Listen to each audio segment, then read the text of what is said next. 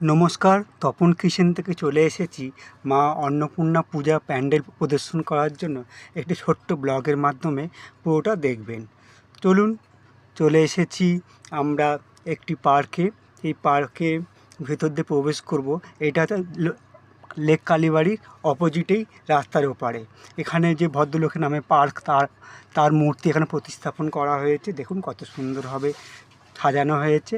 চলুন আস্তে আস্তে আমরা ভেতরের দিকে প্রবেশ করব এবং মায়ের প্যান্ডেল দেখব ও মায়ের মূর্তি দর্শন আপনাদেরকে করাবো। চলুন আস্তে আস্তে দেখুন খুব সুন্দরভাবে সাজানো হয়েছে।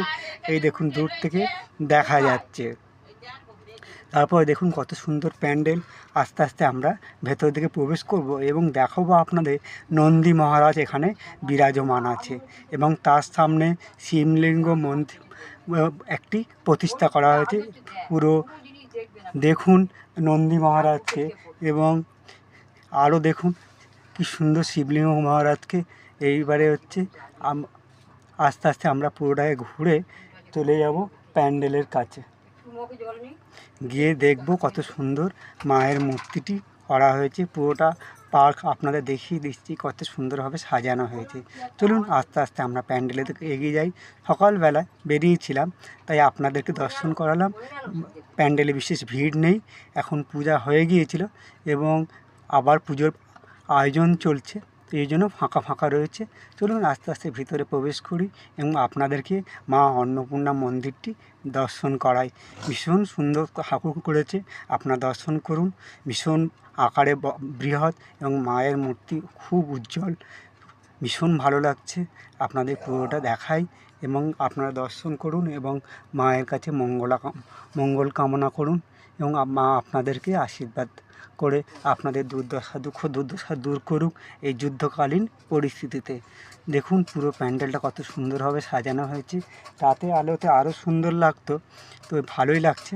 তো দেখুন আস্তে আস্তে এবারে আমরা এই প্যান্ডেলটি দর্শন করে চলে যাব আস্তে আস্তে এগিয়ে লেক কালীবাড়ির দিকে, কারণ লেক কালীবাড়িতেও একটি মায়ের প্রতিষ্ঠান হয়েছে। এবারে সেটা দেখব। দেখুন মায়ের মূর্তি আরেকবার আপনাদেরকে দেখিয়ে দিই, সুন্দরভাবে করেছে। এবং যদি ভালো লেগে থাকে আপনাদের এই ছোট্ট ব্লগটি, তাহলে একটা অবশ্যই লাইক করে দেবেন, সঙ্গে থাকবেন, পাশে থাকবেন। আপনাদের সাপোর্টেই আমি এই ব্লগটি করতে পারছি। অনেক দিন পর শারীরিক অসুস্থতার কারণে করতে পারিনি, তবু আপনাদের জন্য এটা ব্লগটা আমি করতে পারছি, সেটাই আমার জন্য অনেক। আপনারা পাশে থাকবেন এবং ব্লগটা দেখবেন। চলুন আস্তে আস্তে আমরা এই প্যান্ডেল থেকে বেরিয়ে যাই, চলে যাব এবারে আস্তে আস্তে লেক কালীবাড়ি। রাস্তার ওপারেই দেখুন সুন্দর করে একটা প্যান্ডেল, ছোট্ট প্যান্ডেল করা হয়েছে, পিছনে দেখা যাচ্ছে লেক কালীবাড়ি মন্দিরটি। গাড়ি ঘোড়া ভীষণ চাপ, আস্তে আস্তে এপারেও চলে এসেছি। এই দেখুন মা বাসন্তী দেবীর পুজো এখানে হয়েছে। আজ অষ্টমী তিথি, তাই আপনাদেরকে মা অন্নপূর্ণা ও বাসন্তী দেবী দুটোই দর্শন করালাম। কেমন লাগলো জানাবেন। এখানে ব্রাহ্মণ মশাই পুজোর জন্য বসেছেন এবং কত সুন্দর প্যান্ডেলটিকে সাজিয়েছে দেখুন।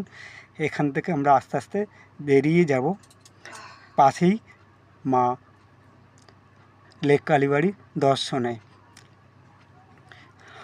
দেখুন কত সুন্দর সাজিয়েছে। চলুন আস্তে আস্তে এগিয়ে যাব আমরা, পাশে ঠাকুর এবং